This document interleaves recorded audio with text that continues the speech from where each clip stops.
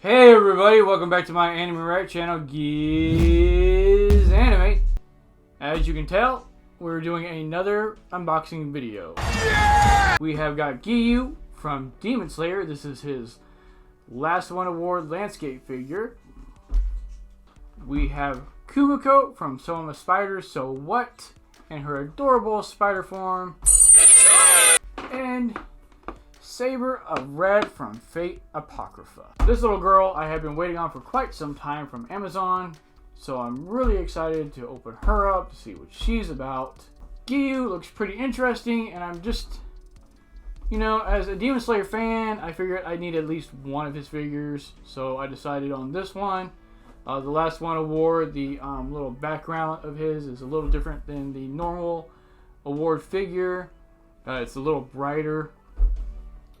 And then Saber of Red, I just bought her because decided to use Kari from JP Bai was a little cheaper than most places, so I just decided to get her.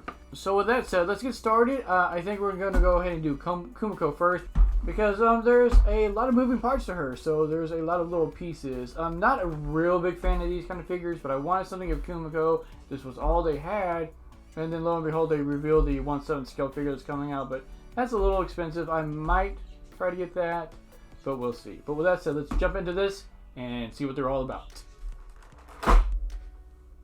Alright, so the first thing that we take note of is that there's actually an instruction book. Boring!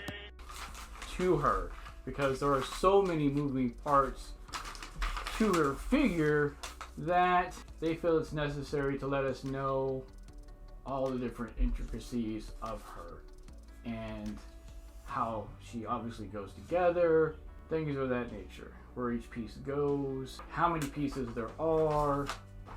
As you can tell, there are quite a few different pieces. We have little pegs down here for her stand.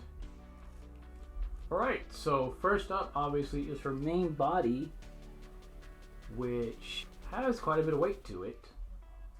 And obviously you can articulate the legs to have her stand upright, probably to be in all kinds of little battle poses and things of that nature. Like, they don't skip on the joints movement, that's for sure. She has, as you can tell, a joint here, here, here, and here.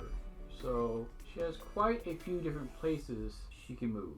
And her little adorable face. Speaking of faces, we have two other faces.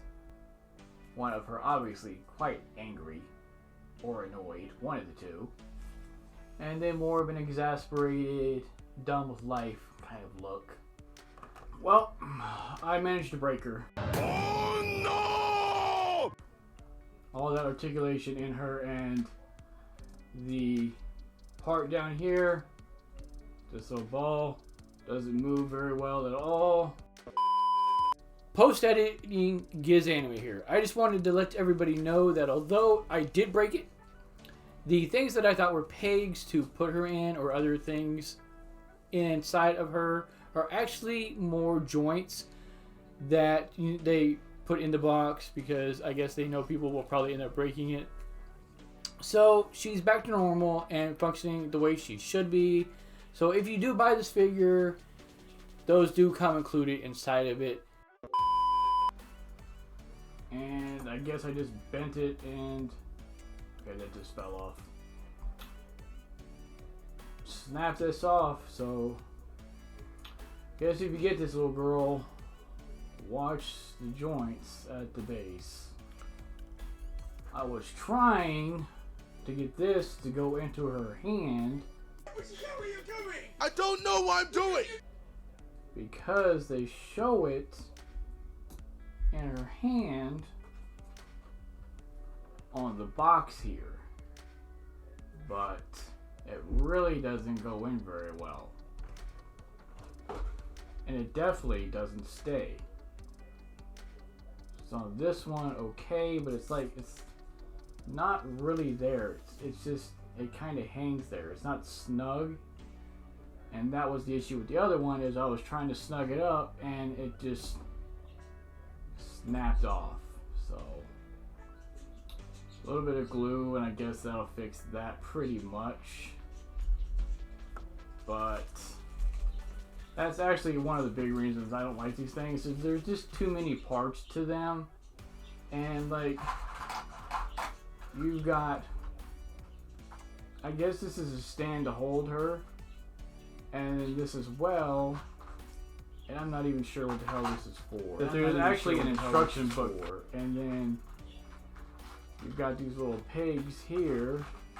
Again, not sure what they're for. I'm sure the book will tell me, but it just seems really excessive for something so small to have so many little moving parts. And I'm the type of person that all this stuff, I will probably end up losing most of this at some point in time.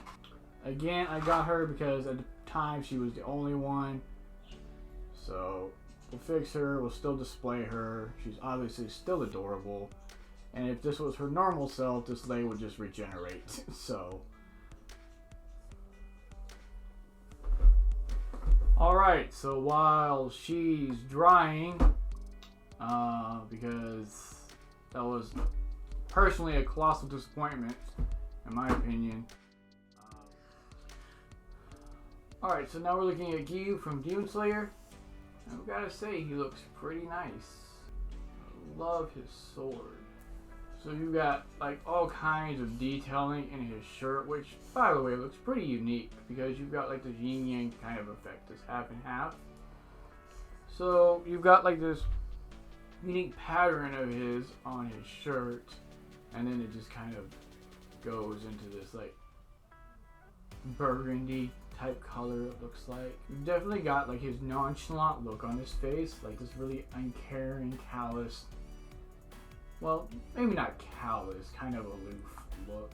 Kind of like when old girl said that nobody liked him in season 1. That was really hilarious, by the way. So we got all kinds of little nice detailing on his boots. We've got like all these wrappings and these markings across it. The straps on his sandal. Even the bottom of his feet have like ridges across it. He has some Japanese kanji in his sword. I don't know if this means anything. If anybody knows, let me know. I'd be interested to know what that means. You got all kinds of like creases in his shirt too as well. The buttons, the details in the belt. And then his stand, or his base, which is really pretty. Nice. It's like this really transparent base with like stained glass in the back, or a stained glass effect anyways. This is obviously not stained glass itself, but it has like a cloud look to it. Each of these looks like little individual clouds. So you've got like the sky, and you've got like trees over here. It looks like there's like little roses etched into the glass. And the base itself is actually kind of big, obviously bigger than my hand. And then he just sits in it like this.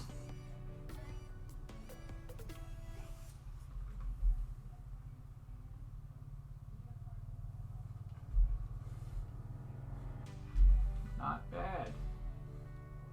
And of course there are several of these too, so like there's a whole set you could probably collect it to set them up on a shelf somewhere together, which would be kind of neat looking. Alright, then we have Saber of Red. This is her stand. Your typical clear, translucent stand that they come with, but at least she has a few little markings on it, and it's not like just white. It's actually a reddish color, so a slight step up from the norm at least. Then to go along with her is her huge claymore of a sword. You can see in the packaging it is slightly bent. In fact, that's a bunch of malarkey. So I guess if you took it and laid some books on it, you could flatten it back out to get that crease out of it. Aside from that though, it really has no weight to it.